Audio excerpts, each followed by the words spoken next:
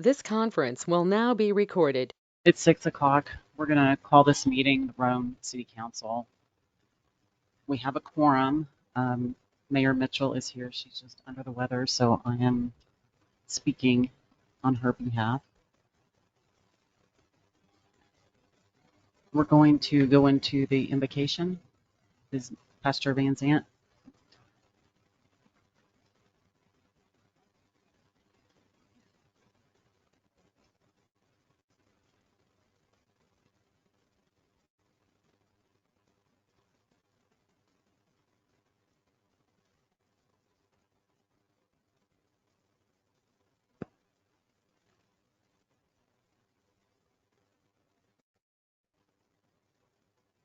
Please just put your hand upon the city administrator and also the mayor, and would you please just be with the city council members as they continue to make decisions for the city to grow and to continue to grow into the future. Lord, I pray that you'll please just be with Chief Davis and Chief Estes and their men and those that they serve. I pray that you'll please just watch over them and protect them, that you'll bring them home safer to their families, and we're certainly thankful for our peacemakers. Lord, we ask this in Jesus' name. Amen.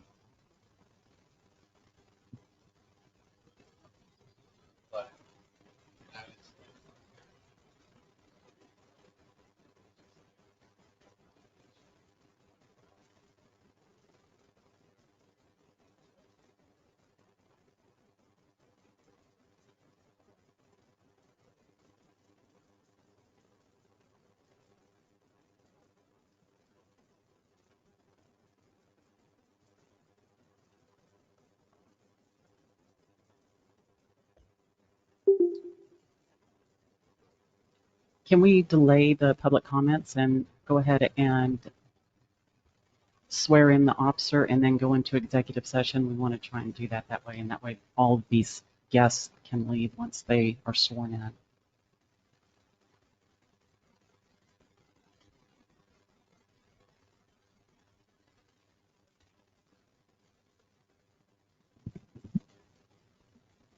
Thank you, Mayor Pro Tem. Thank you, Mayor, and the rest of the council. If I could have Officer Danny Hansen come up here with me. You've heard me say this before, that this is one of the best things that I get to do as a chief, is to bring incredible people to the city of Rome. When we have an opening, we are very selective when we decide who we're going to add to the team here that we've started to assemble here in Rome. Our core values are professionalism, accountability, teamwork, and honesty. And when we get an applicant that we start to consider, we go down a road of, does that person embody those qualities and those characteristics, and would they fit with this team? And I will tell you, the man standing to my right, Daniel Hansen, not only embodies those, he just exudes them as he came in to meet us and got to see all of us and got to know all of us, and we got to know him. He is an impressive law enforcement officer. His career spans a multitude of awards, including Officer of the Year, and most recently at his former agency, he was Supervisor of the Year as a sergeant. So for us to, by the grace of God, through the interdiction of Pastor Van Zant that prays for us constantly, and the good people that are already here in Rome, my officers that go out and recruit people like this, we could not be more excited to add somebody of his caliber to this team, and tonight we get to swear him in as an official officer for the city of Rome. Before we do that, I know his wife Jennifer is here with their daughters Mia and Caroline. Caroline won't talk to me, but she will one day. So before we get to the official swearing in, I would like to introduce them, and then if there's anything you want to say.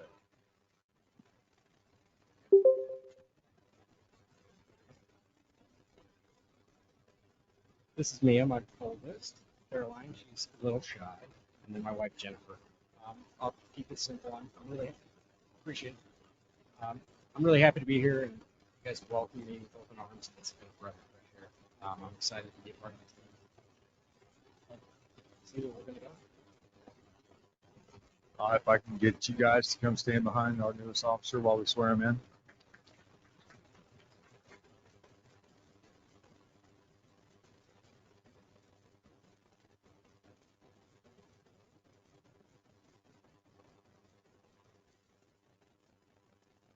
You can raise your right hand. Repeat after me. I state your name.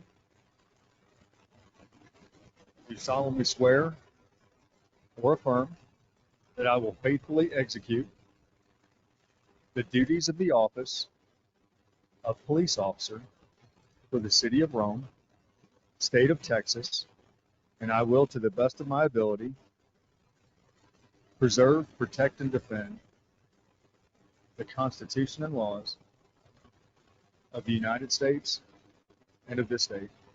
So help me God.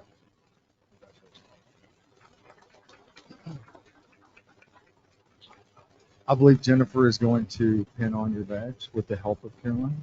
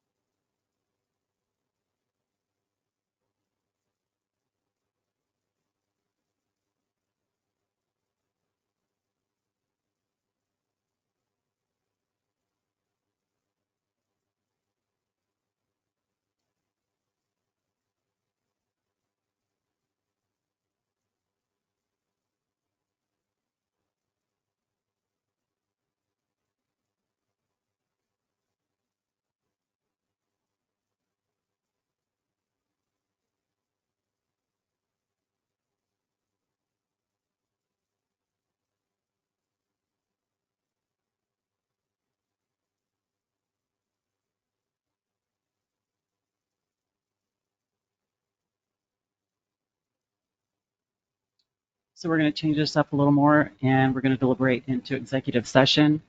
The two sections we are going under is section 551.047 personnel, discuss appointment, employment, evaluation, reassignment, duties, discipline, or dismissal of a public officer or employee, or hear complaint or charge against officer or employee in executive session unless officer or employee request a public hearing. City Secretary.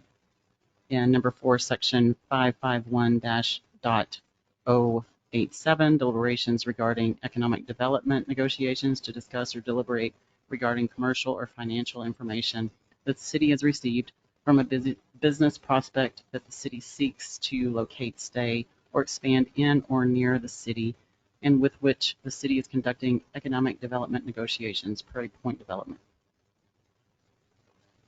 We will now, it is, time is it? It's 6:10.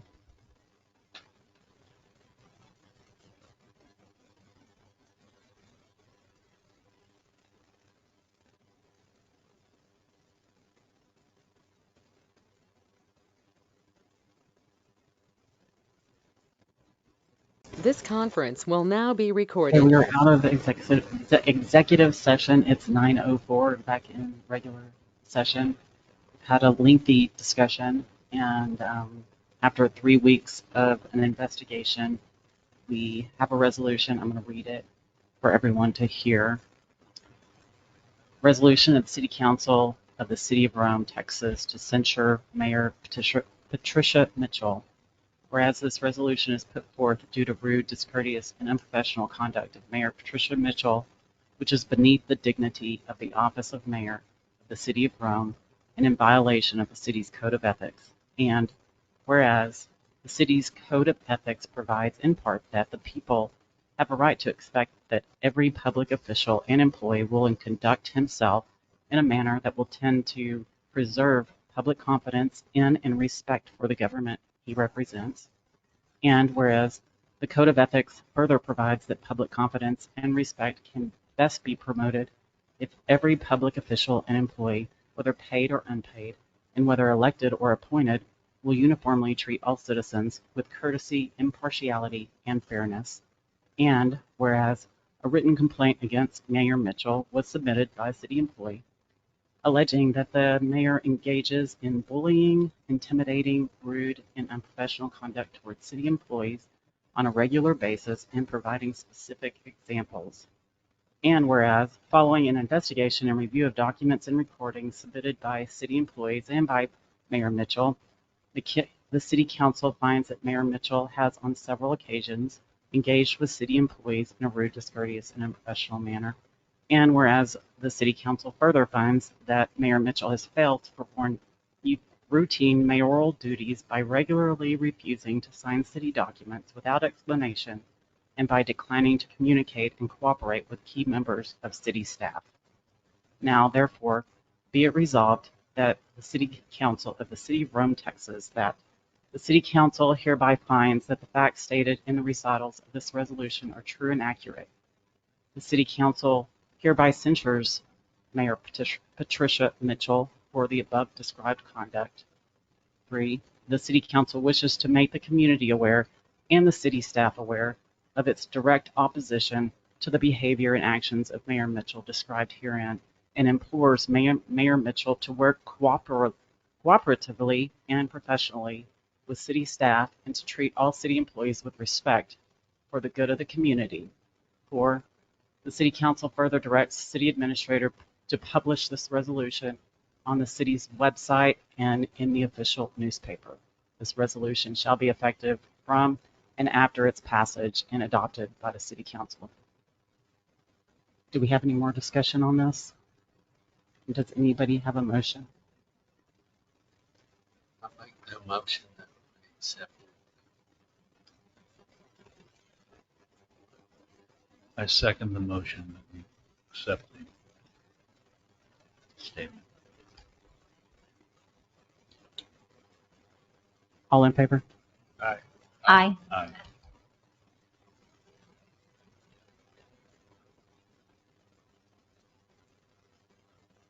Okay, so now we have to go back to public comments. Yes, ma'am. The public is not permitted to take actions or discuss any comments made to the council at this time concerning an item not listed on the agenda. However, they may make a statement of fact regarding the item or policy. They may also ask that the item be placed on a future agenda or direct the city administrator to contact the individual to address. Public comments require the speaker to submit the sign-up form to the city secretary prior to the meeting and are limited to 3 minutes. And the form must identify each subject the speaker plans to present. There will be no yielding of time to any other person. Engaging in verbal attacks or comments intended to insult or slander an individual shall be cause for removal from council chambers. Do we have any public comments? We have one from Ashley Majors.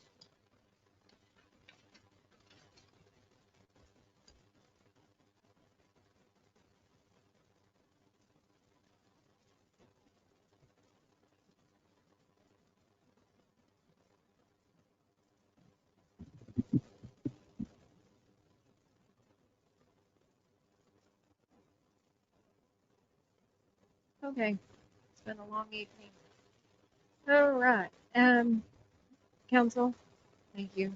It's been a long evening. The only thing I would ask for future agenda items for the speed limit signs to be addressed for them to within the neighborhood to slow down because they're a new pass through.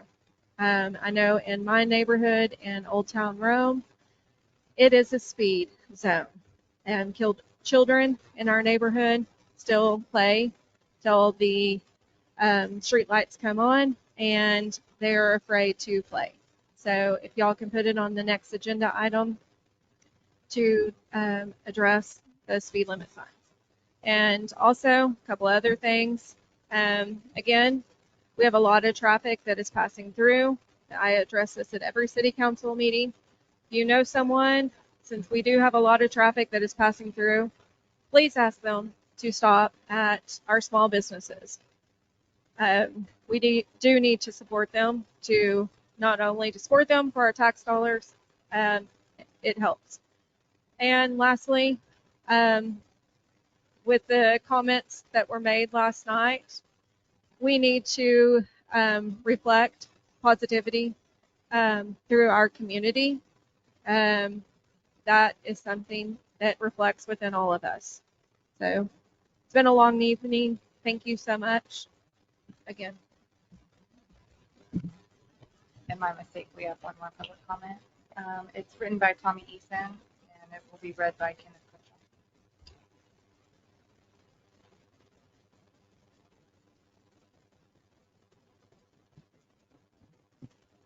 Again, my name is Kenny Crenshaw. I'm reading the statement from Mrs. Tommy Eason. She lives at 1107 Mount Lane. I know. Says, I would like to say one more thing to the people that are still against the bond. Since Monday we start voting. I would like to ask all of you, when you bought your home, did you save up the entire amount and pay for your house in cash? When you buy a car, do you save up the money to pay for it all at once? No, you probably took out a loan. I know we did. Now I know no one in this town has to have a loan for $17.5 million. I just don't understand why you would expect the city of a lot more than one household to save up our money until we had enough to buy it outright. We need this bond, or you will see all the businesses move further down the road, and we will miss the opportunity to cash in on the sales taxes that other businesses will bring into us. So if you don't want to pay higher taxes because this work has to be done one way or the other, it's time to stop pushing everything down the road instead of fixing it with a Band-Aid. Help the city to thrive. Thank you. That is the end of public comment. Okay, we have announcements. April, this isn't on the list, but April 20th is the candidate forum. It starts at 9, it's a meet and greet, and then at 10, they'll start the questions. And that's at the Rhome United Methodist Church. It's 9 a.m. this Saturday. April 22nd through the April 26th and April 29th and 30th is early voting, and it's at the community center. April 27th, the big event with Northwest ISD. What times are those?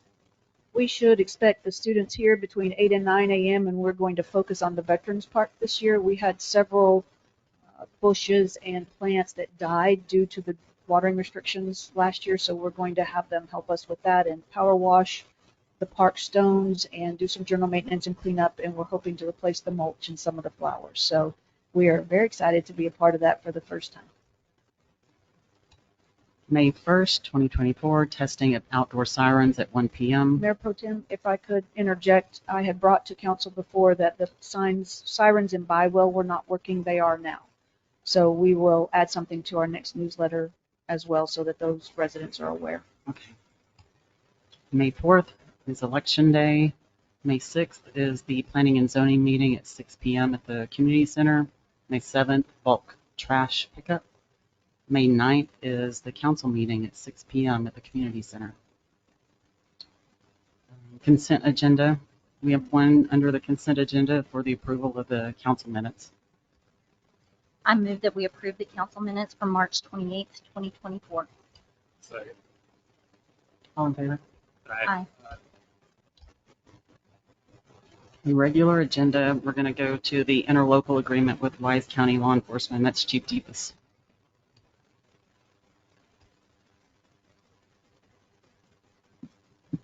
Thank you, Mayor Pro Tem. This is a memorandum of understanding between all of the local law enforcement agencies throughout Wise County. That includes Bridgeport, Boyd, Wise County Sheriff's Office, the Constable's Office, Alfred ISD, Indicator Police Department, as well as our police department.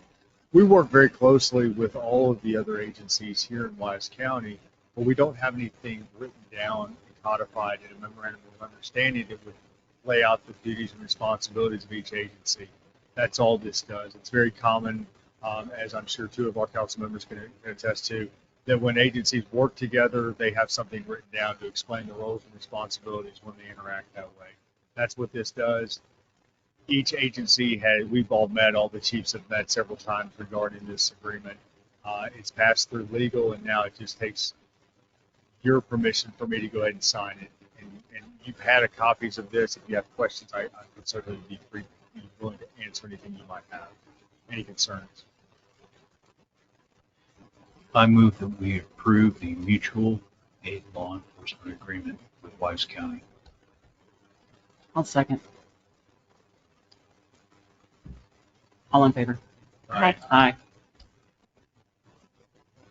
Okay, number 3, code update, reserve police officers. That's also Chief Deepus. Yes, these are two codes, I think. Mr. Dan, did you want to speak to this? Happy to take that. Thank you, Chief. These are two sections of our code that we have identified that need to be updated just to match the existing code in another area. And I'm going to take these in two separate notations. So 9.02.072 is the first one. And that has to do with the reserve officers and how they are appointed and the termination therein and the oath. And so we have a section in the code that deals with regular officers. So I took that and I mirrored it exactly for reserve officers, and this just cleans up that language. So you do have an ordinance behind that would clean up said language and clarify that that is under the purview of the chief of police.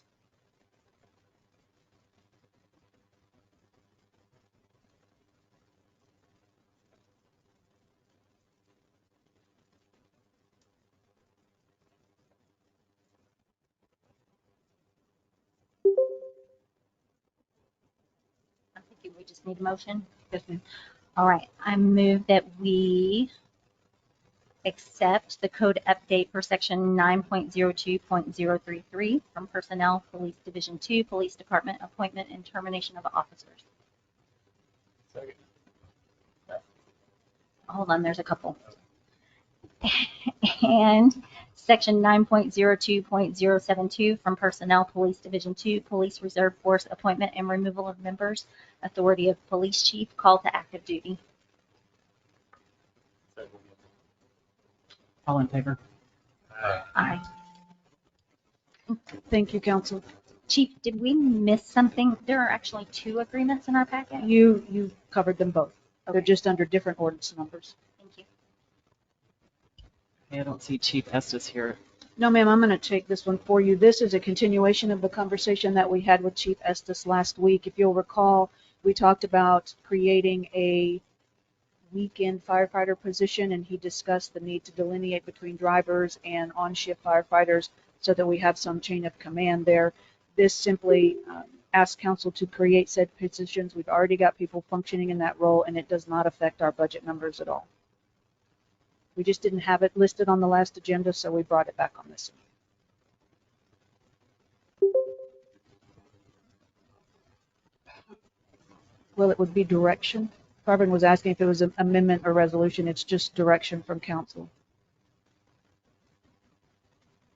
And it's budget neutral. It Yes. doesn't affect the budget. No, it does not. I'd say yes, we need that delineation.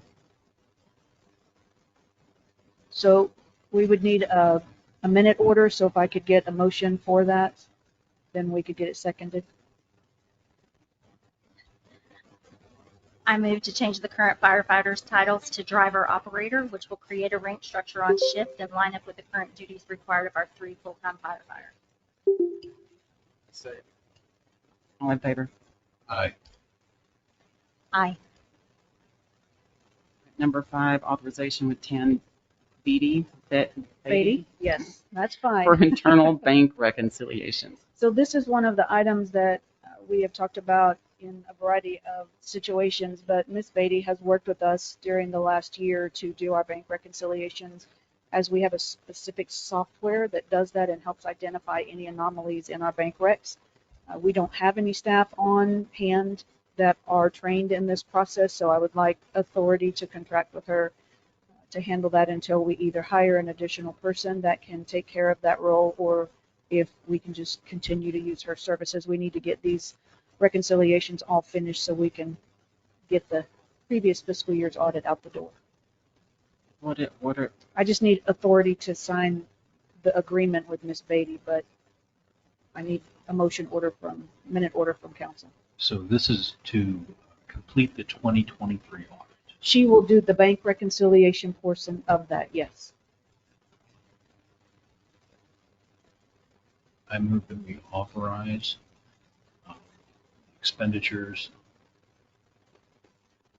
for 10 Beatty to perform these audits on behalf of the city. All in favor? Aye. Aye. Thank you, council. This next item that you have in front of you is as it relates to that bond advisory committee and the bylaws. We discussed this at our last meeting, and I've added in what I thought I understood council's direction is. So if there's something that you need changed, please identify it as we go through this evening. In your packet and or online, you did have a copy of the bylaws, and the portions that I either dropped in, added, that I thought you needed to look at and be aware of are highlighted in yellow. So if you will look under Article 3 membership, subsection A, which is the first one, we had discussed this committee being between 5 and 11 members was my understanding of council direction from last week. So that's what you see here. We do recommend an odd number so that in voting we don't have issues with ties on one side of the other. I did list under Article 4C that the term for the officers would be October 1st through September 30th. Now that coincides with our fiscal year. If you would prefer something that is more in line with our elected official year, we can change that, but these were customary dates that your staff uses, and it's easy for us to remember, but we can certainly move it to whatever council's looking for. If you will look under Article 6, under meetings, there was a section in there that talked about people being able to call, there's one for people being able to call the meeting, 3 or more members. Since we went from 5 to 11, if that is still what council wants, that 3 people can call a meeting, then we leave it as is. If you want a higher number because there may be more than 5 people on the committee, you may or may not want to consider that. Can we put something like majority, or if it's 3 and there's only 5, I mean, would it be kind of like? I think it'd be hard for us to delineate it that way. If you're comfortable with 3, because we may only get 5 people that we can get to serve. I think that's probably conservative on that approach. I guess that's why I was saying just the majority. So Carvin says I'm happy to. You could actually propose some language like that if requested by a majority of the then serving members. So whatever the number.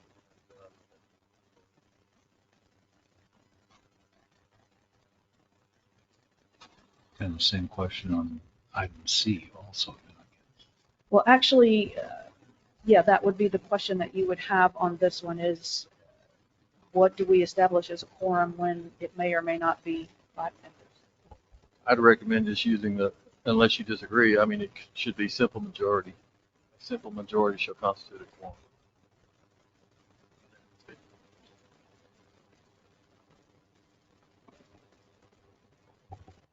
And if you will look at item E, this is one of the sections that I added for council to review, and I'm happy to remove it if that's not what you all are looking for. But having dealt with these advisory committees in the past, for them to have a reporting requirement for council is always helpful to make sure that they are bringing back the information that you're looking for. So I listed in here on an annual basis or upon the request of a majority of the council.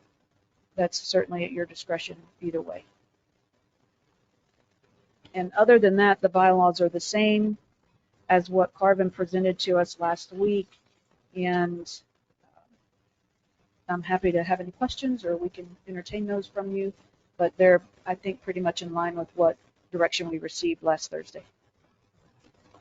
I think it sounds good. I mean, except for those couple of changes that we have to make. I'm a little bit tired at the moment. Could we table this until the next meeting? That is okay? Would y'all be okay with that? I move to table the bond advisory committee bylaws until the next meeting. Just for the record, there's also a resolution that actually adopts the bylaws. So you're adopting the bylaws by resolution. So you're tabling the whole. All in favor? Aye. Aye.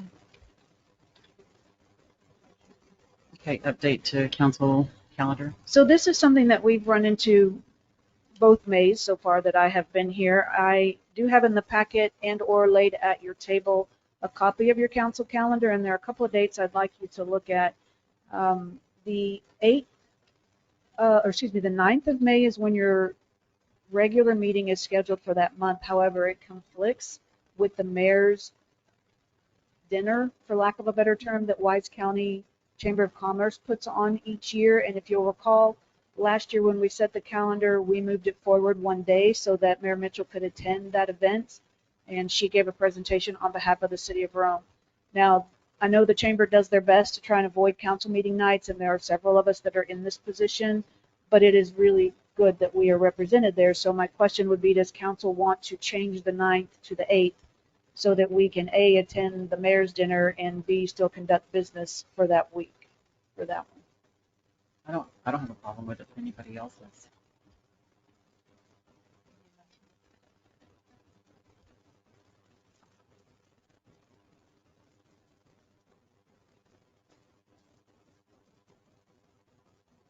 Mr. Johnson, there's a printout of this at your table if it helps. I know the phone's pretty small.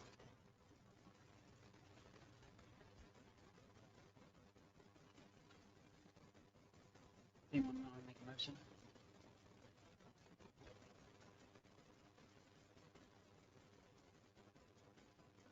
I don't think that there's a reason right now we're discussing.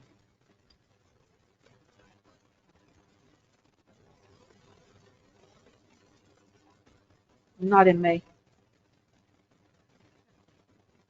This is after the election.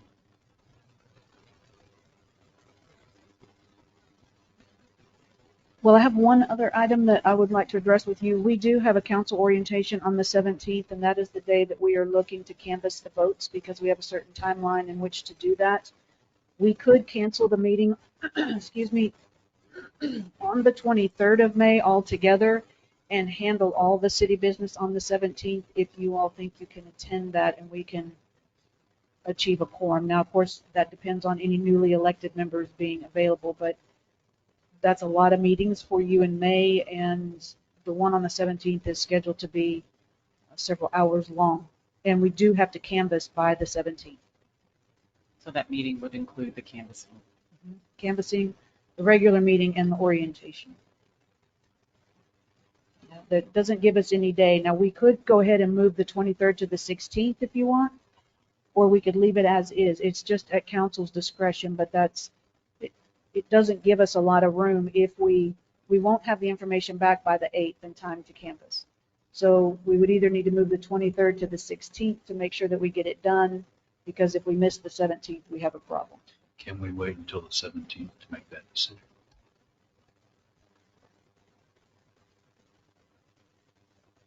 I don't know the answer to that question. The 7th, yeah, I have to post. You have to post the agenda before then.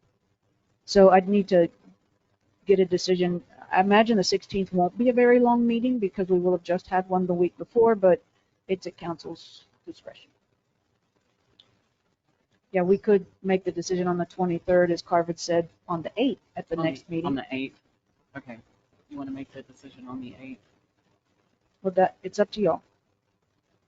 Does this conflict with the primaries that are going to be taking place? Not that I'm aware of.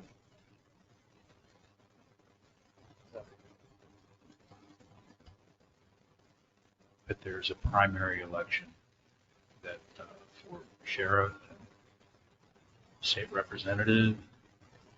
Is that polling going to be here? Or is that over in Boyd? That's not here in Rome. It's in Boyd. Okay. Just wanted to.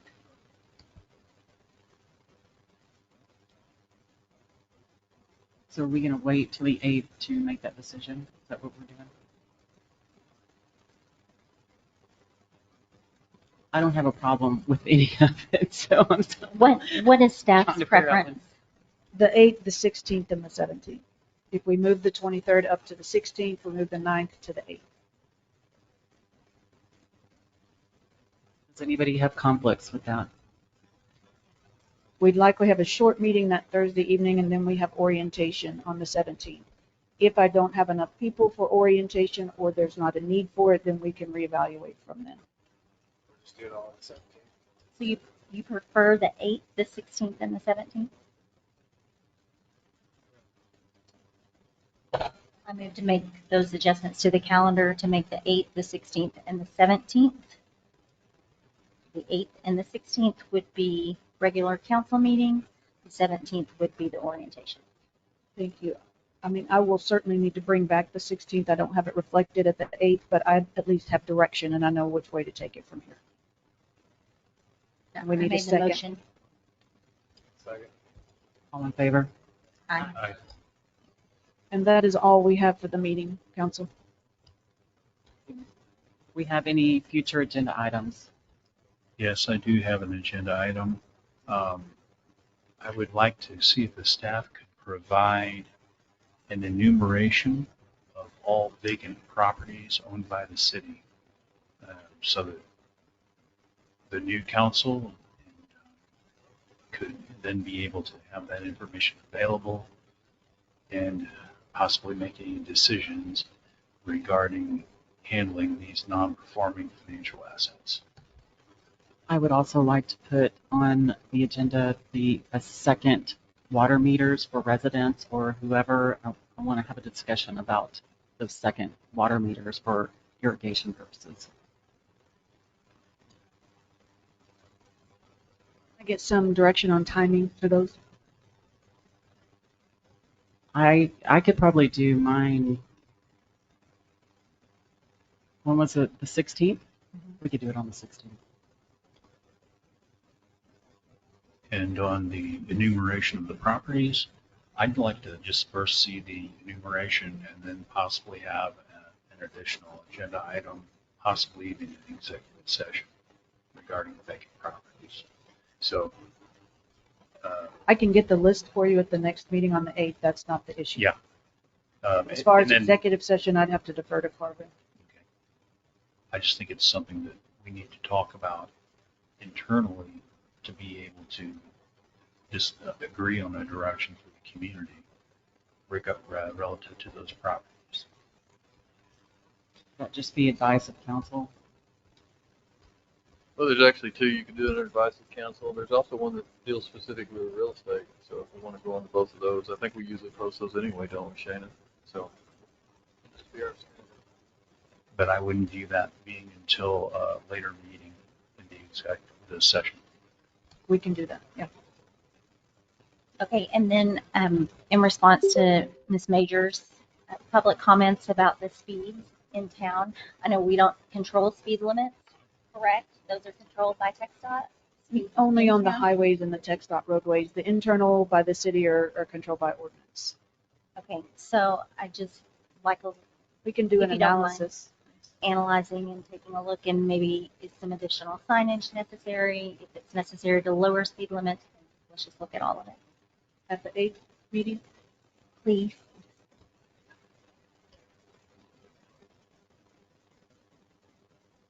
anything else? If is that it? You want to make a motion to adjourn? The motion to adjourn. Second. All in favor? Aye. Aye.